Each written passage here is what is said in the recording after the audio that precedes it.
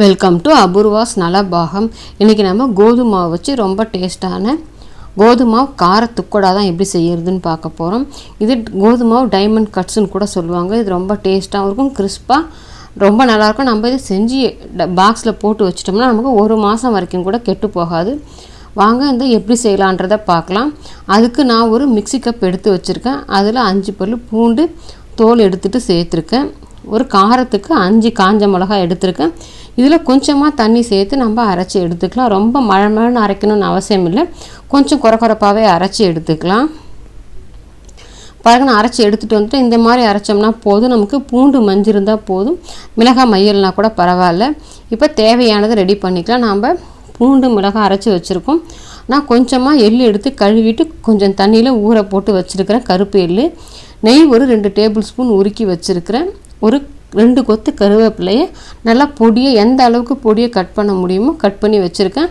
நீங்கள் நெய் தான் ஊற்றணுன்ற அவசியம் இல்லை, காய்ச்சின எண்ணெய் கூட சேர்த்துக்கலாம், வெண்ணெயை கூட உருக்கிட்டு சேர்த்துக்கலாம். இப்போ நான் 2 கப் கோதுமை மாவு எடுத்துக்கிறேன். இது நீங்கள் மைதா மாவில் கூட செய்யலாம், நான் கோதுமை மாவில் செய்கிறேன். இப்போ இதிலையே தேவையான அளவுக்கு உப்பு சேர்த்துக்கிறேன். நம்ம மற்ற பொருட்களை சேர்க்கறதுக்கு முன்னாடி உப்பை மட்டும் சேர்த்துட்டு நல்லா நம்ம அந்த மாவோட நல்லா மிக்ஸ் பண்ணி விட்டுக்கலாம்.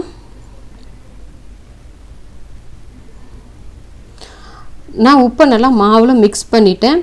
இப்போ நம்ம கழுவிட்டு ஊற வச்சுருந்த எள்ளு இதில் சேர்த்துக்கிறேன். அதுலேயே நான் பொடியை கட் பண்ணி வச்சுருந்த கருவேப்பிலையும் சேர்த்துருக்கேன். நம்ம அரைச்சிருந்த காஞ்ச மிளகாய் இஞ்சி அதையும் சேர்த்துக்கிறேன். உருக்கின நெய் அதையும் சேர்த்துக்கிறேன். இப்போ நம்ம தண்ணி சேர்க்கறதுக்கு முன்னாடி நல்லா நம்ம இதை மாவோட சேர்த்து ஒன்றா நல்லா மிக்ஸ் பண்ணி கையால் பிசைஞ்சு விட்டுக்கலாம். பாருங்கள், நல்லா மிக்ஸ் பண்ணிட்டேன். இப்போ நம்ம கொஞ்சம் கொஞ்சமாக தண்ணி சேர்த்து பூரி மாவு பதத்துக்கு நல்லா கெட்டியமாக பிசைஞ்சிக்கலாம். தண்ணி ஒரேடே சேர்த்துடாதீங்க, இந்த மாதிரி கொஞ்சம் கொஞ்சமாக தண்ணி தெளிச்சிட்டு மாவு பிசைஞ்சு எடுத்துக்கலாம். பாருங்கள், நல்லா கெட்டியமாக மாவு பிசைஞ்சு பூரி மாவை பார்த்துக்கு பிசைஞ்சிட்டேன். பாருங்கள், மாவே பார்க்குறதுக்கு எவ்வளோ கலர்ஃபுல்லாக நல்லா இருக்குது பாருங்கள்.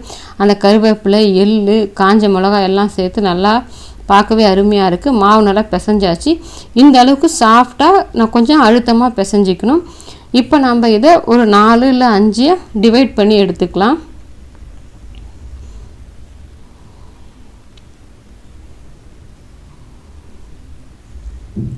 நான் ஒரு 5 பாகமாக பிரித்து வச்சுருக்கிறேன். இதை நம்ம சமையல் மோடை மேலே வச்சு உருட்டி எடுத்துக்கலாம். நான் கொஞ்சமாக மேலே கோதுமை மாவு டஸ்ட் பண்ணிக்கிறேன் சமையல் மோடையில்.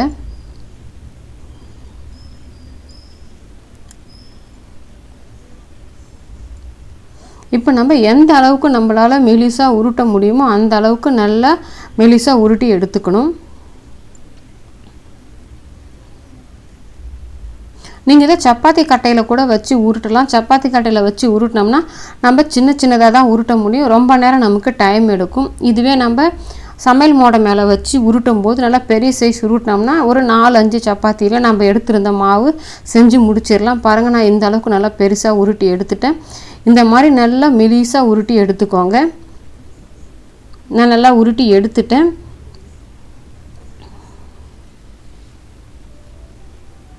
இப்போ நான் கட் பண்ணிக்கிறேன். உங்களுக்கு எந்த ஷேப்பில் கட் பண்ண முடியுமோ அந்த ஷேப்பில் நீங்கள் கட் பண்ணி எடுத்துக்கோங்க.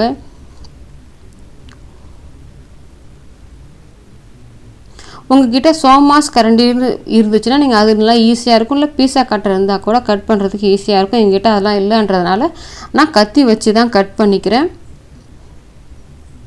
நான் டைமண்ட் ஷேப்பில் கட் பண்ணிக்கிறேன். நீங்கள் டைமண்ட் ஷேப் இல்லை ஸ்கொயர் அந்த மாதிரி உங்களுக்கு எந்த ஷேப் பிடிக்குமோ அந்த ஷேப்பில் கட் பண்ணிக்கலாம். அப்படி இல்லைனாக்கா நம்மக்கிட்ட இந்த குக்கீஸ் கட்டர் இருந்துச்சுன்னா அது மாதிரி டிசைனாக கூட கட் பண்ணிவிட்டு நம்ம ஃப்ரை பண்ணிக்கலாம். பாருங்கள், நான் டைமண்ட் ஷேப்பில் கட் பண்ணியிருக்கேன். இதே மாதிரியே நம்ம எல்லா மாவையும் உருட்டிட்டு கட் பண்ணி எடுத்துக்கலாம். பாருங்கள், நான் எல்லா மாவையும் உருட்டிட்டு கட் பண்ணி எடுத்துகிட்டு வந்துட்டேன். நமக்கு இப்போ டைமண்ட் கட்ஸ் எல்லாம் ரெடியாக இருக்குது ஃப்ரை பண்ணுறதுக்கு. நம்ம இந்த அளவுக்கு மெலிசாக உருட்டிக்கிட்டோம்னா போதும்.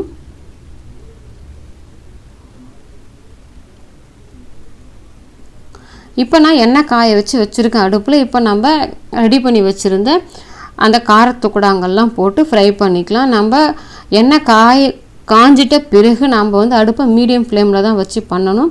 அப்போ தான் நமக்கு நல்லா பொரிஞ்சு வரும். அதே சமயத்தில் நல்லா கிறிஸ்பாகவும் கரிஞ்சி போகாமலும் இருக்கும்.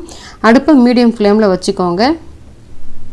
நம்ம போட்டுட்டு அப்படியே விட்டுடாமல் கொஞ்சம் பெரட்டி விட்டுட்டு 2 சைடு வேகிற மாதிரி கொஞ்சம் பெரட்டி விட்டுட்டு வேக வச்சுக்கலாம். பாருங்கள், இப்போ நல்லா ஃப்ரை ஆகிடுச்சு, கோல்டன் கலரில் இருக்குது. எண்ணெய் நல்லா பபுள்ஸ்லாம் அடங்கிடுச்சு பாருங்கள். இந்த ஸ்டேஜ் வந்தோடனே நம்ம எண்ணெயிலேருந்து எடுத்துடலாம். பாருங்கள் கலர் எவ்வளோ அருமையாக இருக்குன்ட்டு. நல்லா கோல்டன் கலரில் நல்லா ஃப்ரை ஆகி வந்துடுச்சு. எண்ணெயெல்லாம் அடங்கிடுச்சு, நல்லா கிறிஸ்பாக ஃப்ரை ஆகிடுச்சு. இப்போ நம்ம இதை வெளியில் எடுத்துடலாம்.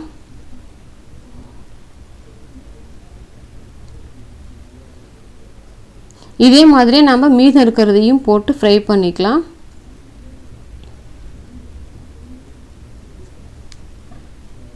நமக்கு ரொம்ப டேஸ்ட்டாக கிறிஸ்பான கோதுமை காரத்துக்கு கூட ரெடி ஆகிடுச்சு. நீங்களும் உங்கள் வீட்டில் ட்ரை பண்ணி பாருங்கள், ரொம்பவே நல்லாயிருக்கும். லைக் பண்ணுங்கள், ஷேர் பண்ணுங்கள், அபூர்வ நலபாகத்துக்கு சப்ஸ்கிரைப் பண்ணுங்கள், கூடவே பெல் பட்டனையும் கிளிக் பண்ணுங்கள்.